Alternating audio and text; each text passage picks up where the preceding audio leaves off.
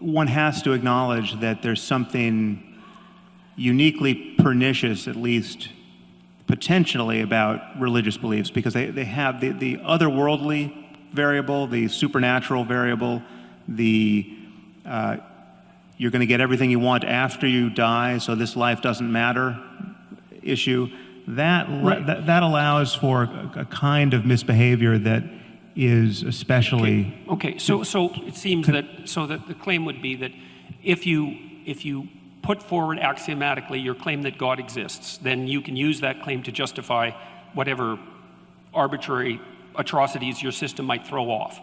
Yeah, I guess the only point I was making there is that not all dogmas are created equal. I mean, some dogmas are on their face more dangerous and more divisive. But what I'm curious about specifically is, because it seems to me that the dogmas of the USSR and the dogmas of Nazi Germany were as pernicious as any religious dogmas, and they may also share important features with pernicious religious dogmas, but it isn't clear to me from your perspective what those commonalities would be.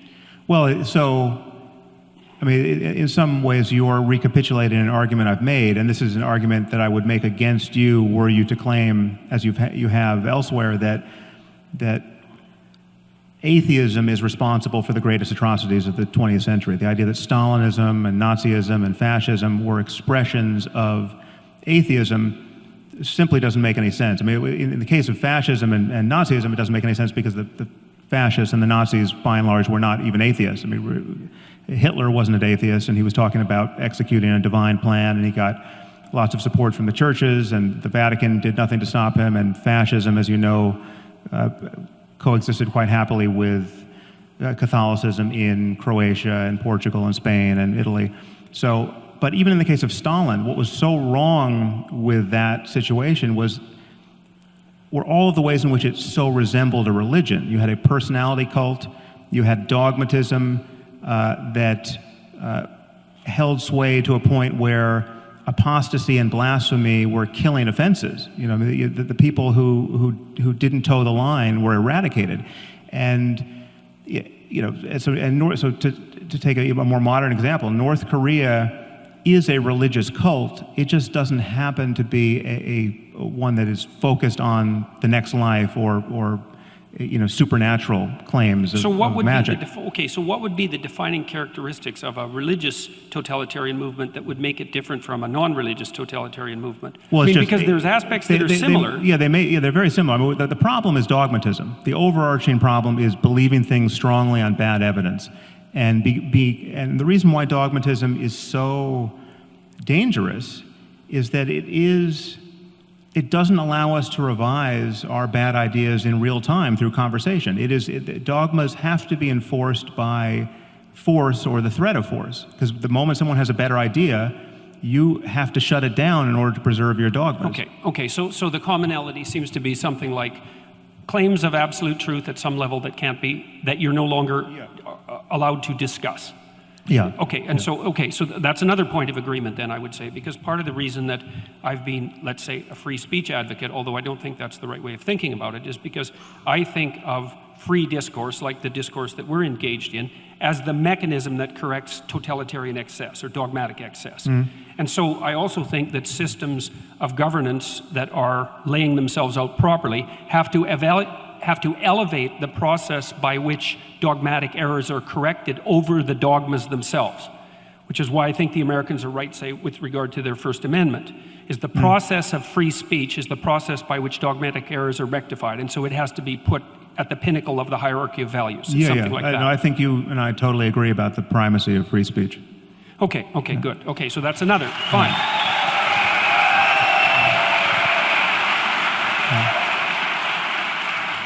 Okay, so then... Wait, I think there's one point that we should just lock in our gains here. It sounds like what you're saying is that the reason to fear religious dogma is really on the dogma side and not the religion side, which at least leaves open the possibility that something could exist over on the religion side that doesn't have that characteristic, right? That often they travel in tandem, but that the thing to fear is not the religious belief, it is the dogmatic nature of the way it is conveyed. Is that fair? The other way to say that is the only thing that's wrong with religion is the dogmatism. If you get rid of the dog, I've got no problem with the buildings and the music and the paintings and, you know. Wait a minute. That's not a trivial point, and it's not just a joke, because the buildings and the music are very important parts of the religious process. And so I know there's a humorous element to that, but it's not like Sam is throwing out the baby with the bathwater there. And to go further than that, I've got no problem. In fact, I'm deeply interested in the phenomenology of spiritual experience. So whatever experience someone like Jesus had, whoever he was historically, or any of the other matriarchs and patriarchs of the world's religions, that phenomenology is subjectively real. I mean, it's diverse. I'm not saying everyone's had the same experience, but there are changes in consciousness that explain both how religions have gotten founded by their founders and the experiences people have had in the presence of those people or by following their methodologies that seem to be confirming of the dogmas that grew up around those traditions. And my issue is that whatever is true about us spiritually, whatever opportunity being born into this universe actually presents as a matter of consciousness spiritually, that truth has to be deeper than accidents of culture and just mere historical contingencies. The fact that somebody was born in Mesopotamia and not in China and got a different language game. So whatever is true there has to be understood in universal terms about the nature of human psychology and the human mind. Okay, so another thing that I wanted to just point out obliquely, and then I want to return to outlining maybe where we agree, is that one of the things that was really shocking to me, I would say, was my reading of what was originally Jane Goodall's discovery about chimp behavior, because there was this idea that was really rooted in Rousseauian thinking that the reason that people committed atrocities in the service of their group identity, let's say their tribal identity, was because culture had corrupted us. So it was a uniquely human thing. But then, of course, Goodall showed in the 1970s that the chimps at Gombe, I think I'm pronouncing that correctly, would go on raiding parties, right? And so there'd be like 4 or 5 adolescent chimps, usually male, sometimes with a female in there. They would patrol the borders of their territory. If they found an interloper on the border, near the border, from another troop, even if it was a member of their troop that had emigrated, so to speak, and that they had some history with, they would tear them to pieces. And of course, that was shocking to Goodall, my understanding is she had some trepidations about publishing it, although she did. But then that's been noted repeatedly in other forms of chimp behavior. So, see, I've been really interested in the commission of atrocity in the service of belief. And it's tempting to pin that, say, on dogma and then to associate that with religious dogma. I think that's all tempting. But the fact that chimps do it shows that it can't be a consequence of something like religious belief, unless you're willing to say that the reason that chimps commit atrocity in the service of their troop and their territory is because chimps are religious. And so they're not religious, and they don't really hold a secular totalitarian viewpoint, but they still act out the atrocity element that's characteristic of human behavior. And so to me, that makes the problem deeper than one of mere, let's say, surface statements about metaphysics. Well, obviously the problem of primate aggression, which we've inherited along with the chimps, is deeper, or at least different, than the problem of religious violence or totalitarian political structures that get the worst out of people. So we have these primate capacities that we have to correct for, and we're busily trying to correct for almost everything that we've been evolved to do. I mean, we don't like the state of nature for good reason, and virtually everything that's good about human life is born of our, I would argue, culture-based and highly intelligent and necessary effort to mitigate what is in fact natural for us. And there's nothing more natural than tribal violence, which of the sort that you're describing in chimps. Okay, so then it also seems like we agree that the core element of tribal alliance, which would have its roots, say, in the chimpanzee proclivity to, or its analog in the chimpanzee proclivity to identify with the dominance hierarchy of the troop, is something that's a source of the proclivity for human social aggression that's independent of its, at least independent of any obvious religious substrate. So there are other reasons for group belief and the commission of atrocity that can't be directly attributed to religious dogma. Yeah, but I mean, and what most worries me about religion, I would say, I mean, obviously religion can channel these primate urges in unhappy ways. So you can get tribal violence that gets amplified by religious dogmatism, and that should trouble everyone. But it's not unique to religion. It's also nationalism, and it's racism, and it's all other kinds of dogmatism. But what most worries me are those cases where clearly good people who are not necessarily captured by tribalism per se are doing the unthinkable based purely on religious doctrines that they believe wholeheartedly without good evidence. So you have the person who joins ISIS who wasn't even Muslim before they converted, 16 months ago, and they go all the way down the rabbit hole to the most doctrinaire, most committed, most uncompromising view of just how you have to live in this world if you're going to be Muslim. And they join ISIS based on the idea that salvation only goes one way, and that dying in defense of the one true faith is the best thing that can happen to you. There's no question that there are individuals who have made that journey. In fact, there are individuals by the thousands who have made that journey.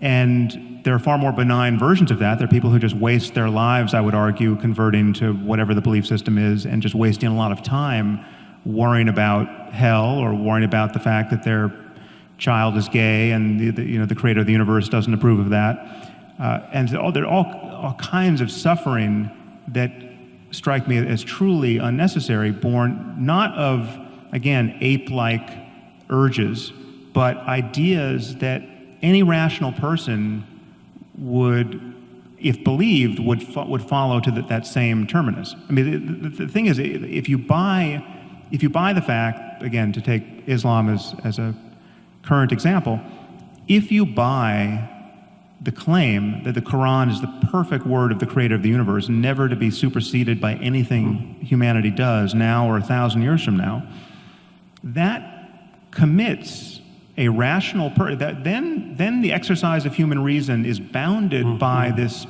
I would argue, pathological frame, which leads to certain outcomes that should really worry us. Okay. So let's take that claim apart for a minute, because that's not your claim specifically, the claim that you were describing. See, because that's really not the claim that religious fundamentalists make. The claim they make is worse than that, because they claim that the Quran, say, or the Bible for that matter, is the literal word of God.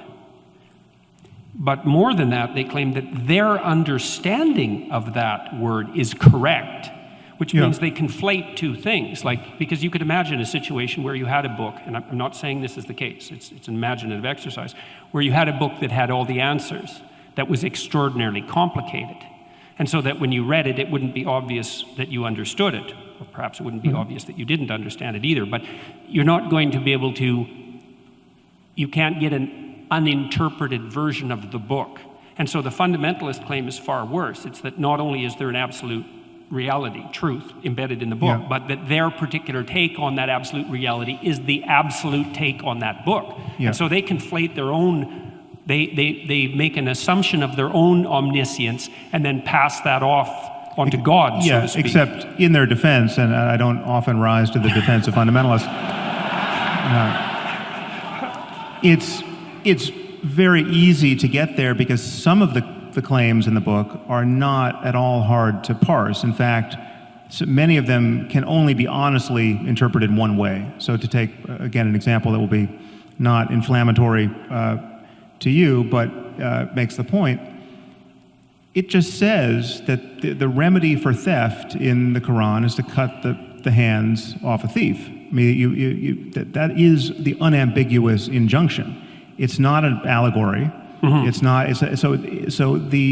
You have to indulge some kind of tortured interpretive scheme to avoid the shocking fact that the creator of the universe thinks you should live this way for all time. And people like ISIS, this is my claim, it's just most of what is in these books, and this is what worries me about those books because they can't be edited, most of what's in the books is clearly not the best that humanity is capable of in the ethical domain, or in the...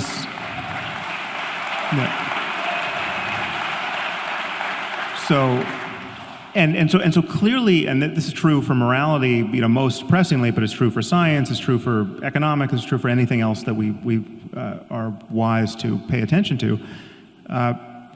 It's like slavery is condoned in the Bible, in both Testaments, and in the Quran. There's no getting away from that. Now you can say, well, it's not the central thrust of any of these books, but if you go to the books and try to figure out what the creator of the universe wants with respect to the owning and needless immiseration of other people, right? He expects you to keep slaves, and he's told you how to do it. Don't knock out their eyes and their teeth. Don't take, if you're a Muslim, don't take other Muslims as slaves. But it's not an accident that the people who joined ISIS thought that it was absolutely kosher to take slaves, to take sex slaves, and they were even their use of their sex slaves was conducted as a sacrament, and that's not an accident. They were praying over the Yazidi girls before they raped them. So this is not unlike what many people expect. It's not that this doctrine is being used as a pretext for people who would otherwise do terrible things like take sex slaves and rape them. And so there's no net damage being done here by this belief system. No, these are, I would argue, in many cases, psychologically normal people who are simply convinced of the absolute veracity of these ideas. And in this case, the perfect example of Muhammad as the most self-actualized human who's ever existed. And what did Muhammad do? Muhammad took sex slaves. Then once you grant that, and this is where there's a tension between how we pursue the same goals. Like as we've just established, we have many of the same goals. But insofar as you make religion look palatable, insofar as you suggest to your audience that they can have their religious cake and eat it too, they can have their reason, they can have their respect for science, they can have a 21st century worldview, but they can also hold on to everything they love in Christianity or fear to lose. And it's undoubtedly mostly Christianity, but whatever, any religion. My concern is that it keeps us shackled to these Iron Age philosophies and these Iron Age conversations where we should be having a 21st century conversation about everything, ethics included. Okay, so